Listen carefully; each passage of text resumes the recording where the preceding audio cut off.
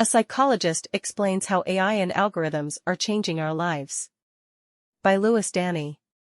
In an age of ChatGPT, computer algorithms and artificial intelligence are increasingly embedded in our lives, choosing the content we're shown online, suggesting the music we hear, and answering our questions. These algorithms may be changing our world and behavior in ways we don't fully understand, says psychologist and behavioral scientist Gerd Gigerenzer, the director of the Harding Center for Risk Literacy at the University of Potsdam in Germany. Previously director of the Center for Adaptive Behavior and Cognition at the Max Planck Institute for Human Development, he has conducted research over decades that has helped shape understanding of how people make choices when faced with uncertainty. In his latest book, How to Stay Smart in a Smart World, Dr. Gigerenzer looks at how algorithms are shaping our future and why it is important to remember they aren't human. He spoke with the Journal for the Future of Everything podcast. The term algorithm is thrown around so much these days. What are we talking about when we talk about algorithms? It is a huge thing, and therefore it is important to distinguish what we are talking about.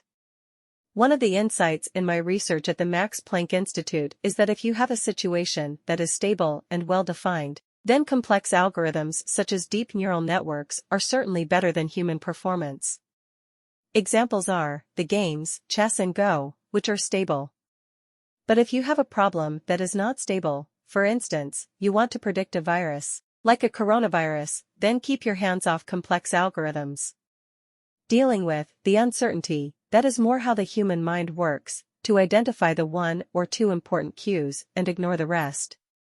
In that type of ill-defined problem, complex algorithms don't work well. I call this the stable world principle, and it helps you as a first clue about what AI can do. It also tells you that, in order to get the most out of AI, we have to make the world more predictable. So after all these decades of computer science, are algorithms really just still calculators at the end of the day, running more and more complex equations? What else would they be? A deep neural network has many, many layers, but they are still calculating machines. They can do much more than ever before with the help of video technology. They can paint, they can construct text. But that doesn't mean that they understand text in the sense humans do. Does being able to understand how these algorithms are making decisions help people? Transparency is immensely important, and I believe it should be a human right. If it is transparent, you can actually modify that and start thinking for yourself again rather than relying on an algorithm that isn't better than a bunch of badly paid workers. So we need to understand the situation where human judgment is needed and is actually better. And also we need to pay attention that we aren't running into a situation where tech companies sell black box algorithms that determine parts of our lives. It is about everything including your social and your political behavior, and then people lose control to governments and to tech companies. You write that digital technology can easily tilt the scales toward autocratic systems. Why do you say that? And how is this different from past information technologies? This kind of danger is a real one. Among all the benefits it has, one of the vices is the propensity for surveillance by governments and tech companies. But people don't read privacy policies anymore, so they don't know. And also the privacy policies are set up in a way that you can't really read them. They are too long and complicated. We need to get control back. So then how should we be smart about something like this? Think about a coffee house in your hometown that serves free coffee. Everyone goes there because it is free, and all the other coffee houses get bankrupt. So you have no choice anymore, but at least you get your free coffee and enjoy your conversations with your friends. But on the tables are microphones and on the walls are video cameras that record everything you say, every word, and to whom, and send it off to analyze. The coffee house is full of salespeople who interrupt you all the time to offer you personalized products. That is roughly the situation you are in when you are on Facebook, Instagram or other platforms. Meta Platforms Incorporated, the parent company of Facebook and Instagram, declined to comment. In this coffee house, you aren't the customer. You are the product. So we want to have a coffee house where we are allowed again to pay for ourselves, so that we are the customers. We've seen this whole infrastructure around personalized ads be baked into the infrastructure of the internet. And it seems like it would take some pretty serious interventions to make that go away.